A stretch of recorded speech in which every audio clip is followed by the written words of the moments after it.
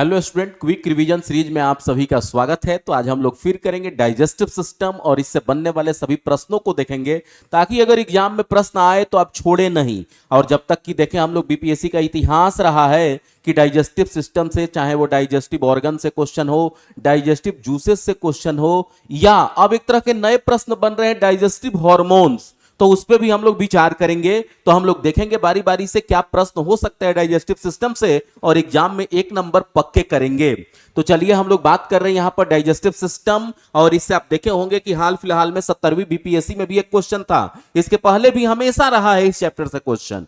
तो पहले बात तो ये जानेंगे डाइजेस्टिव सिस्टम का मतलब क्या है, तो डाइजेशन की जरूरत क्या है। तो हमारी बॉडी का जो बनावट है वह कभी भी कॉम्प्लेक्स मटेरियल को यूज नहीं कर सकती, यानी कि हमारे बॉडी को हर चीज चाहिए सिंपल मटेरियल में। तो कॉम्प्लेक्स मटेरियल का सिंपल मटेरियल में ब्रेक डाउन करना ताकि बॉडी यूज कर सके, इसी प्रक्रिया को हम लोग कहते हैं डाइजेशन। यानी कॉम्प्लेक्स को सिंपल में जो ब्रेक कर दे प्रक्रिया, दैट इज कॉल्ड डाइजेशन। और जैसे कार्बोहाइड्रेट का ग्लूकोज में तोड़ देना डाइजेशन है, और कार्बोहाइड्रेट डायरेक्ट यानी कॉम्प्लेक्स जो है, पॉलीसेकेराइड जो कार्बोहाइड्रेट है, वो ब्रेक होगा पहले डाई में तब सिंपल में। यानी कार्बोहाइड्रेट का डाइजेशन ग्लूकोज में होना डाइजेशन है, प्रोटीन का एमिनो एसिड में होना डाइजेशन है, और फैट का फैटी एसिड में टूटना डाइजेशन है।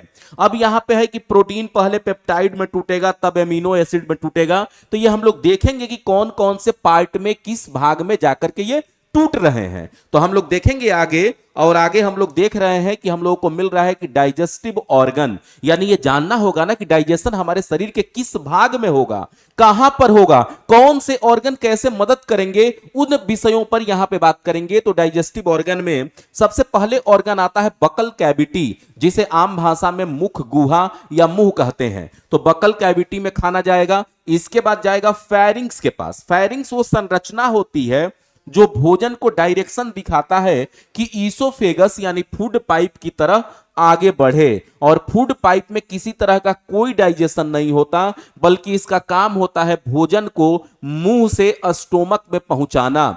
और इसमें मसल्स लगे होते हैं जो सिकुड़ते हैं, फैलते हैं। इस प्रक्रिया को हम लोग कहते हैं पेरिस्टालसिस प्रोसेस।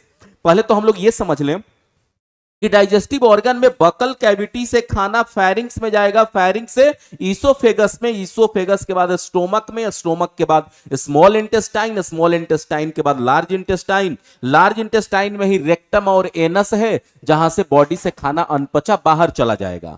तो यहां पे बकल कैविटी में खाना पचने की प्रक्रिया शुरू हो जाएगी। यानी पाचन प्रक्रिया कहां से शुरू होती है, तो बकल कैविटी से शुरू होती है। किसका पाचन सबसे पहले होता है, तो स्टार्च का होता है, यानी कार्बोहाइड्रेट का होता है।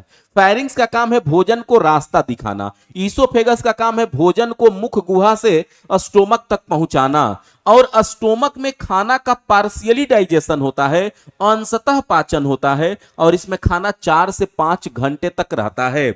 और स्मॉल इंटेस्टाइन में खाना 8 घंटे तक रहता है, और इसकी लंबाई 7.5 मीटर तक हो सकती है। और इसके 3 पार्ट होते हैं, ड्यूडेनम, जेजनम, इलियम।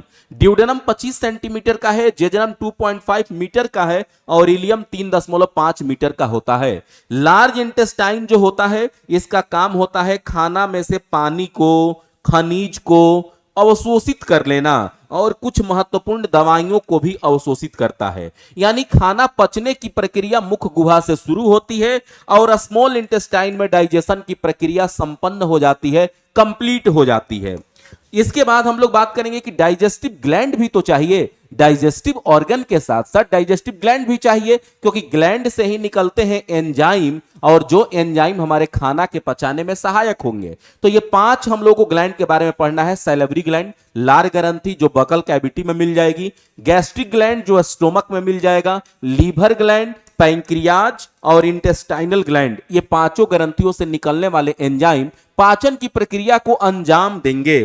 तो हम लोग देखेंगे कि सैलिवरी ग्लैंड जो है, इससे सलाइवा निकलता है, और यह 3 जोड़ी में ग्रंथि होती है। सैलिवरी ग्लैंड कितना जोड़ी है, 3 जोड़ी। सबलिंगुअल, सब मैंडिबुलर, पैरोटिड। सबलिंगुअल, लिंगुअल का मतलब जीभ, जो जीभ के नीचे है। पैरोटिड जो कान के पास है, सब मैंडिबुलर जो निचले जबड़े के पास है। तो ये तीन ग्रंथियां मिलकर के 24 घंटे में 1.5 लीटर सलाइवा को निकालती है और सलाइवा में 98.5% पानी होता है और 1.5% में एंजाइम और इलेक्ट्रोलाइट होते हैं। इलेक्ट्रोलाइट का मतलब पानी में घुले हुए लवण, जैसे सोडियम आयन, बाइकार्बोनेट आयन, इस तरह के आयन्स पाए जाते हैं। और एंजाइम में लाइसोजाइम और टाइलिन, टाइलिन को ही एमाइलेज कहते हैं। ये वही लाइसोजाइम है जो आंसू में भी पाया जाता है। ये वही लाइसोजाइम है जो आंसू में भी पाया जाता है।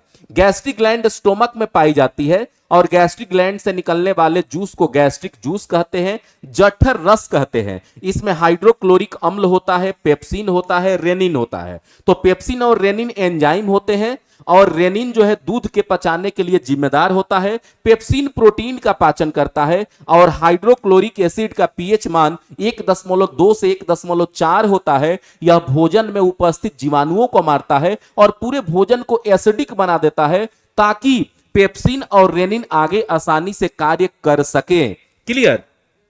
अब है हम लोग का लीवर ग्लैंड। तो लीवर ग्लैंड हमारे शरीर की सबसे बड़ी ग्रंथि होती है जिसका वजन 1.2 से 1.8 किलो तक का हो सकता है। यह लीवर हमारा पाचन संबंधी बाइल जूस बनाता है, पीत रस बनाता है। पीत रस से अनगिनत क्वेश्चन आपने देखा होगा, 17वीं बीपीएससी में भी इससे क्वेश्चन था कि बाइल जूस का फॉर्मेशन, बाइल जूस का निर्माण लीवर करता है, बाइल जूस का स्राव लीवर करता है, बाइल जूस का संग्रह गॉल ब्लैडर में होता है और बाइल जूस का रंग हल्का हरा रंग का होता है और बाइल जूस का नेचर बेसिक होता है और इसका पीएच मान 7.5 होता है।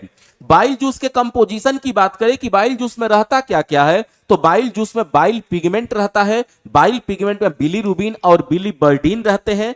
बाइल सॉल्ट रहता है, कोलेस्ट्रॉल रहता है और फॉस्फोलिपिड रहता है। ध्यान रखना है कि बाइल जूस में किसी तरह का कोई एंजाइम नहीं होता है। बाइल जूस में कोई भी एंजाइम नहीं होते हैं। आगे हम लोग देख रहे हैं पैंक्रियाज। पैंक्रियाज हमारे शरीर की दूसरी सबसे बड़ी ग्रंथि होती है, सेकंड लार्जेस्ट ग्लैंड होता है और इससे निकलने वाले जूस को पैंक्रियाटिक जूस कहते हैं। और पैंक्रियाटिक जूस में ट्रिप्सिन है, अमाइलेज है और लाइपेज है और ये तीनों के तीनों एंजाइम होते हैं। तीनों के तीनों एंजाइम होते हैं। इंटेस्टाइनल ग्लैंड से निकलने वाले इरेप्सिन है, सुक्रेस है, लैक्टेस है, माल्टेस है और ये भी सभी के सभी एंजाइम होते हैं। तो एक क्वेश्चन तो ये भी रहता है कि कौन सा एंजाइम कहां से निकलता है, तो उसका जवाब आप दे पाएंगे। अब हम लोगों ने एंजाइम का भी व्यवस्था कर लिया, ऑर्गन को भी जान लिया। अब हमें जानना होगा डाइजेस्टिव सिस्टम, डाइजेस्टिव प्रोसेस अलग अलग जगहों पर। तो हम लोग बात कर रहे हैं डाइजेशन इन बकल कैविटी, मुख गुहा में पाचन। तो जब बकल कैविटी की बात करते हैं तो यहां पे दांत मिलेगा, जीभ मिलेगा और सैलिवरी ग्लैंड मिलेगा। तो सैलिवरी ग्लैंड का काम हम लोगों ने पढ़ लिया है। अब दांत का काम होता है कि भोजन को चबाना, भोजन को छोटे छोटे टुकड़ों में बांटना। इसीलिए यहां पे बात यह भी करेंगे, पूछा जाता है क्वेश्चन कि कुल दांतों की संख्या कितनी है मनुष्यों में, 32 है। मिल्क टीथ की संख्या कितनी होती है मनुष्यों में, 20 होती है। टाइप कितने होते हैं दांत के मनुष्यों में, 4। Incisor, canine, premolar, molar. Incisor का काम होता है काटना, केनाइन का काम होता है चिड़ना या फाड़ना, प्रीमोलर का काम होता है और मोलर का काम होता है चबाना। तो यहां पे दांतों के फॉर्मूला भी कभी कभी पूछ लिए जाते हैं। तो ध्यान रखेंगे कि आधा जबड़ा का हम लोग फॉर्मूला पढ़ते हैं। तो जैसे एडल्ट टीथ का है ICPM, incisor, canine, premolar, molar, 2123 आधा आधा जबड़ा का है। तो दोनों को 2 से मल्टीप्लाई कर देंगे तो 32 दांत हम लोगों को मिल जाएंगे। अब देखेंगे यहां मिल्क टीथ में तो ये प्रीमोलर और मोलर में एक ऑप्शन रहता है। यानी अगर हम लोग कहें कि ऐसे कितने दांत हैं जो जीवन में एक ही बार आते हैं, तो ऐसे दांतों की संख्या 12 है। जीवन में एक बार आने वाले दांतों की संख्या कितनी है मनुष्यों में, तो 12 है। वो कौन कौन से, तो 8 प्रीमोलर और 4 मोलर। यही 4 मोलर 18 साल के बाद आते हैं, जिन्हें हम लोग विजडम टीथ कहते हैं। अकल का दांत कितने होते हैं, 4 होते हैं और इन्हें हम लोग विजडम टीथ के नाम से जानते हैं। अब जीभ पे स्वाद कलिकाएं पाई जाती है और यह भोजन को लार के साथ मिश्रित करता है, सलाइवा के साथ मिक्स करता है। अब दांतों ये जीभ पर जो टेस्ट बर्ड है, सबसे आगे टेस्ट बर्ड मीठा, उसके ऊपर सॉल्टी, उसके ऊपर खट्टा और उसके ऊपर कड़वा। लेकिन एक नया टेस्ट भी हम लोग का जीभ डिटेक्ट करता है जिसे उमामी टेस्ट कहते हैं। आप देखे होंगे बीपीएससी के इतिहास में 69 नंबर जो एग्जाम हुआ था, काफी टफ एग्जाम था, उसमें भी यहां से क्वेश्चन थे कि जीभ कौन सा टेस्ट डिटेक्ट नहीं करता है। तो ऐसे सवालों के भी जवाब हम लोग देने के लिए एबल हैं। अब बकल कैविटी में जो एंजाइम है वो कैसे खाना को पचाते हैं उसको देख लिया जाए।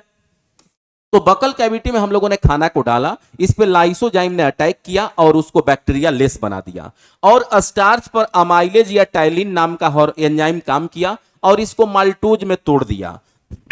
30% स्टार्च माल्टोज में टूट जाता है बकल कैविटी में, और चबाया हुआ खाना, मुंह में जो खाना चबा लिए उसे बोलस कहते हैं। चबाए हुए भोजन को बोलस कहते हैं, यानी अब आगे की प्रक्रिया में बोलस पहुंचेगा। अब डाइजेशन इन स्टोमक, तो देखिए स्टोमक में क्या पहुंचा, बोलस। बोलस पर काम किया हाइड्रोक्लोरिक एसिड। हाइड्रोक्लोरिक एसिड भोजन को पूरा एसिडिक बना दिया कि पेप्सिन और रेनिन काम कर सके, और बैक्टीरिया को भी मार दिया, यानी भोजन को बैक्टीरिया लेस भी बना दिया। प्रोटीन पर काम किया पेप्सिन और उसको तोड़ दिया पेप्टोन्स और पॉलीपेप्टाइड में, और मिल्क पर काम किया रेनिन। देखे होंगे छोटे बच्चों में दूध पीते हैं और तुरंत अगर उल्टी करते हैं तो फटा हुआ दूध या दही उल्टी करते हैं, उनका रेनिन बहुत एक्टिव रहता है। 8 साल के उम्र के बाद रेनिन का स्राव बहुत कम हो जाता है। यह काम होता है स्टोमक में। स्टोमक में थोड़ी मात्रा में लाइपेज भी निकलता है, बट वो लाइपेज का सोर्स नहीं कहेंगे, उसका कोई फंक्शन यहां नहीं पड़ते। अब पार्शियली पचे हुए खाना को काइम कहते हैं, यानी स्टोमक में काइम बना। अब काइम पहुंचेगा स्मॉल इंटेस्टाइन में। स्मॉल इंटेस्टाइन को देखेंगे तो स्मॉल इंटेस्टाइन में पहुंचा है।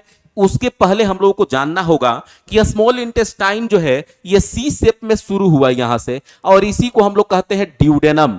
स्मॉल इंटेस्टाइन के सी स्ट्रक्चर को ड्यूडेनम कहते हैं। जो स्पाइरल शेप है, एक को हम लोग जेजनम कहते हैं, एक को इलियम कहते हैं। हम जो ड्यूडेनम है इसी में डाइजेशन सबसे अधिक होता है, और जो जेजनम है इसमें अवशोषित होता है भोजन का। इसी जेजनम में पाए जाते हैं अंगुली जैसी संरचनाएं जिसे विली कहते हैं।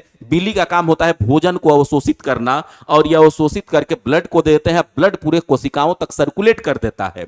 तो अब यह मैं बताना चाहता हूं कि जो स्मॉल इंटेस्टाइन का ड्यूडेनम पार्ट है, यही लीवर से बाइल जूस और पैंक्रियाज से पैंक्रियाटिक जूस दोनों पहुंचते हैं। देखे होंगे 71वीं बीपीएससी में यही 70वीं बीपीएससी में यही क्वेश्चन था कि बाइल को, पीत को आहार नाल का कौन सा भाग ग्रहण करता है, तो छोटी आंत का ड्यूडेनम ग्रहण करता है। यानी अब छोटी आंत के ड्यूडेनम में सारे लीवर के एंजाइम, पैंक्रियाज के एंजाइम, इंटेस्टाइन के एंजाइम सब एक साथ काम करेंगे। देखिए काइम पर अटैक किया बाइल, इसको बना दिया क्षारीय।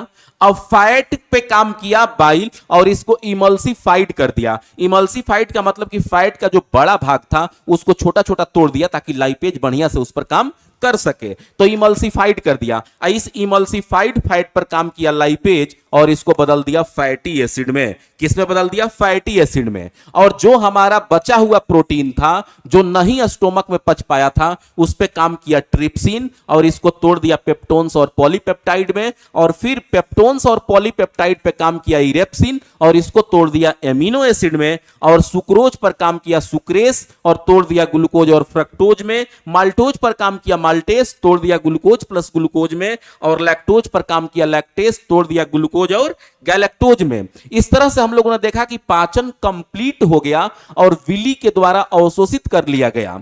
अब यहां से हम लोगों से क्वेश्चन पूछे जाते हैं कि डाइजेस्टिव सिस्टम के अंतर्गत कौन कौन से प्रोसेस और सीक्वेंस में कैसे होते हैं। तो सबसे पहला प्रोसेस इंजेशन। इंजेशन में भोजन को बक्कल कैविटी में ग्रहण करते हैं, फिर डाइजेशन, खाना को पचाते हैं, फिर हमारा विली इसको अवशोषित करता है, और फिर एसिमिलेशन शरीर के विभिन्न भागों में सर्कुलेट करता है। और इजेशन का मतलब अनपचा खाना शरीर से बाहर चला गया और लार्ज इंटेस्टाइन में चला जाता है और वहां से बॉडी से बाहर। लार्ज इंटेस्टाइन 1.5 मीटर लंबा होता है, यह भी बात हम लोगों को ध्यान रखना चाहिए। अब हम लोग उस महत्वपूर्ण बात को देखेंगे कि हार्मोन्स भी काम करते हैं डाइजेस्टिव सिस्टम में, और यहां से अक्सर आपको क्वेश्चंस भी मिले होंगे। तो एक है हिपैटोक्राइनिन हार्मोन्स, ये काम कर क्या करता है कि बाइल जूस को स्रावित करने के लिए बोलता है, और सिक्रिटिन पैंक्रियाटिक जूस को स्रावित होने के लिए बोलता है। पैंक्रियोजाइमिन ये सेम काम करता है पैंक्रियाटिक जूस को निकालने के लिए। कोलेसिस्टोकाइनिन का काम होता है कि जो गॉल ब्लैडर है उसको संकुचित करना ताकि उससे बाइल जूस निकल सके। इंटेरोगैस्टेस्ट्रोन का नाम है गैस्ट्रिक जूस को रोकना, कि भाई खाना अब आ गया है इंटेस्टाइन में, अब रोक दो। और एंट्रोकाइनिन का काम है पैंक्रियाटिक जूस को ही स्रावित कराना। तो इस तरह से हम लोगों ने देखा कि डाइजेस्टिव सिस्टम से दो भी प्रश्न हो सकते थे, वो सभी हमारे एग्जाम में अगर आए तो हम लोग बना लेंगे और 1 से 2 नंबर पक्का कर लेंगे। तो चलिए हम लोग मिलते हैं फिर नेक्स्ट रिवीजन सीरीज में नए चैप्टर के साथ। आप बने रहिए चैनल के साथ, अपने दोस्तों के साथ शेयर कीजिए। आपका केवल यही योगदान हमें चाहिए। Thank you.